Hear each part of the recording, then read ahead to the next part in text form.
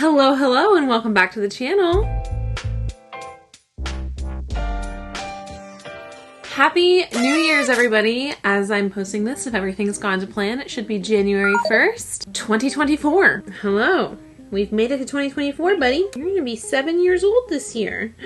You're such an old man. Yes. Like many people, with the new year comes talk of New Year's resolutions. And I usually always make some New Year's resolutions. I usually forget what they are, like by the end of January. But I always do think it's nice that there is a holiday that is meant to be used for personal reflection and growth. Maybe that's just what it is for me now, because I don't ever make it to midnight anymore and I can't drink champagne. Maybe in my past it was a little bit more about getting drunk at a club until 2 in the morning. Hello. But now it's more about personal growth. You are so needy today. So yeah, I've made resolutions in the past to travel more, spend less, eat healthier, you know, all of the things that people usually make resolutions about. And this year is no different.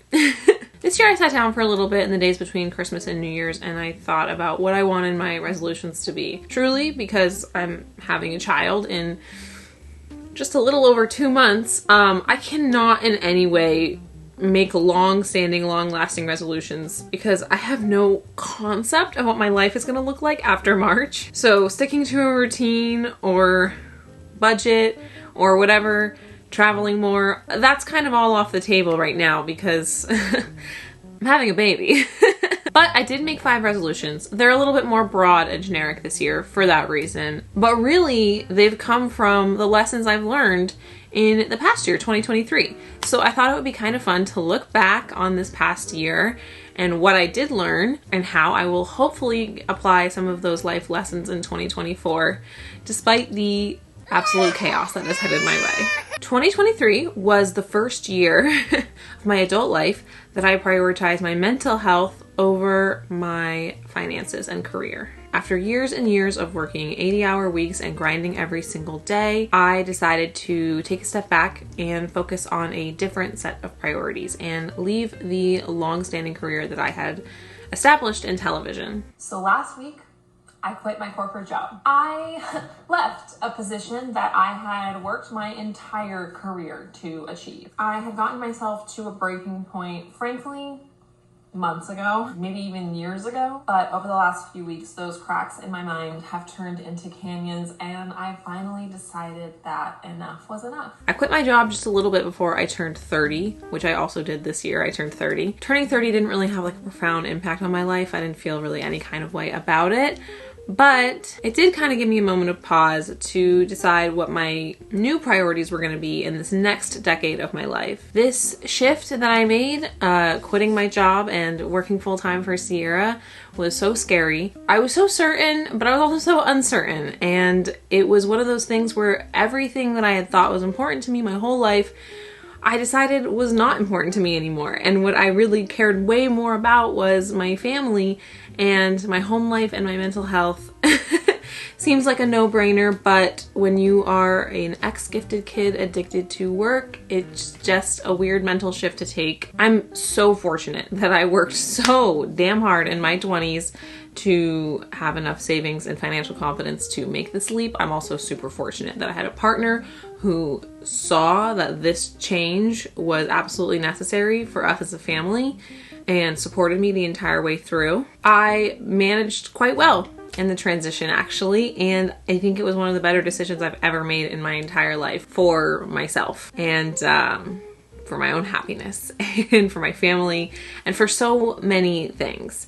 It was a sacrifice worth making. This shift from focusing on work to focusing on family and myself is definitely a path I want to continue down in 2024.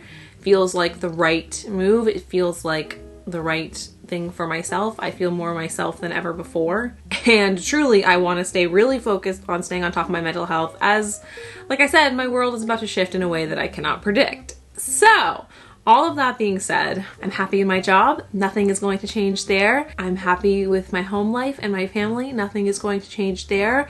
My resolution is to stay on top of my mental health, being cognizant of the reality of the possibility of postpartum depression and just making sure that I'm constantly making choices that align with my priorities. And then another resolution is less takeout, because we're really budgeted just fine, but we're about to have a baby. I can't be spending like $50 a night on fucking Indian food anymore. You know what I mean?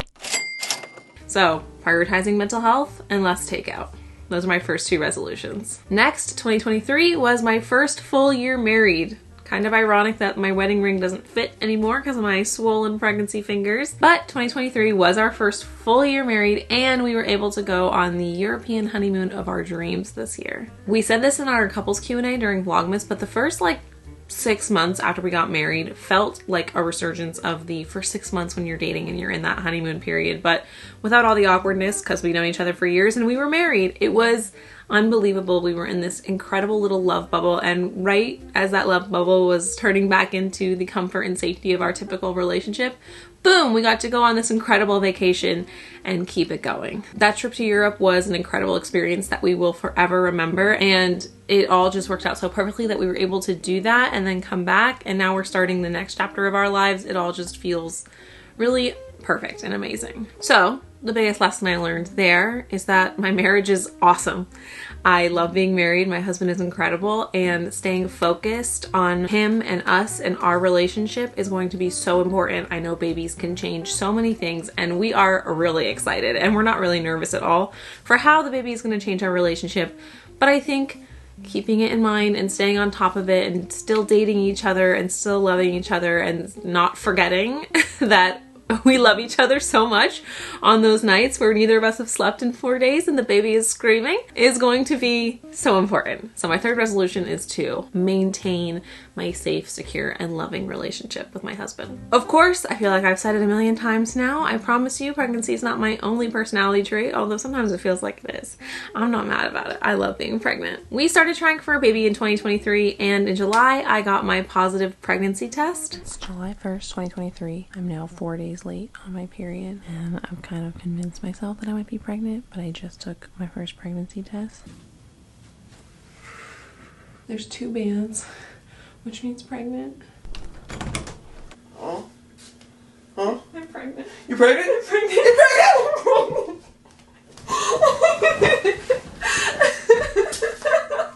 Our baby boy is due in early March, and I cannot wait to meet him. I'm so scared and so excited and so ready to be a mother. I'm already a mother to my cats, but you know what I mean. A human mother. The back half of the year was of course marked by my pregnancy, and it's had many ups and downs, but truly I've never been happier. I am amazed every single day by what my body is doing. I'm like in awe of human existence in a way that I never really was before because I never really thought about it. And I'm also just really, really excited to meet my son and get to hold him outside of me instead of inside of me for the first time. I can't wait. And that brings me to possibly the most important, but my fourth resolution of this video, which is to keep my baby alive. To have a successful delivery, to bring home a healthy baby, and to just survive with that baby till the end of the year and beyond. But that is probably the most important resolution I can make. It's not even resolution, it's just like a must-do situation on my checklist this year. But yeah, have a baby, keep up with the baby. That's honestly probably going to be the majority of my year this year, I would imagine. Last but not least, I can't forget you guys. In 2023, I found some really steady and meaningful growth here on this YouTube channel. I feel like after years of shifting my content away from the eating disorder stuff I used to do, I finally found my true voice for my online presence, and that these videos I've been making have never felt more real or authentic or fun, and that's really been marked a lot by the response I've been getting lately too. So it's been really great. I don't know how I did this, but I feel like I cultivated this really small little community here on YouTube of just like the coolest, nicest, most incredible people. And that has been so rewarding. I've been making YouTube videos since I was a teenager for over a decade, and I just finally feel like I'm in a place where the videos I'm making feel real. They feel like me. I'm really happy with them. I can keep up with them because of the shift I took in my career. I have so much more time to make content, and content that I enjoy, which is like always kind of been difficult for me when I was working so much. I feel like I finally have a really good idea of who I am as like a person on the internet, Like, I know my brand, which I don't really think I have a brand, but you know what I mean. Anyway, what I'm trying to say is it just feels really good to have some of the energy that I put into my online presence be sort of meaningfully reciprocated this year. And I think that just came down to, honestly, it came down to that shift I made in my life and taking time for myself and the things that I love. So my final resolution is to stay consistent with content creation in a way that feels realistic and genuine to me. I think that'll be a challenge once the kid is here, but I have some ideas already up my sleeve. And if anything, doing Vlogmas really showed me that even when pushed to the brink of the most difficult way to vlog, which is an everyday vlog, I still have like the absolute most fun, and this is a hobby worth continuing, even if it does have to change after I become a mom. Yeah, staying consistent, making content, that's a resolution of mine that I hope I really am able to stick to because I have so much fun with you guys. Anyway, that's my little New Year's video, my little reflecting back, looking forward, all my resolutions. I have so much to be grateful for. It's not Thanksgiving, but you know what I'm saying. 2023 was wild. Married, well, I was married in 2022, but honeymoon, career shift, unbelievable career shift, and getting pregnant. I mean, 3 kind of major things. And oh, and I turned 30. I keep forgetting that, but that too.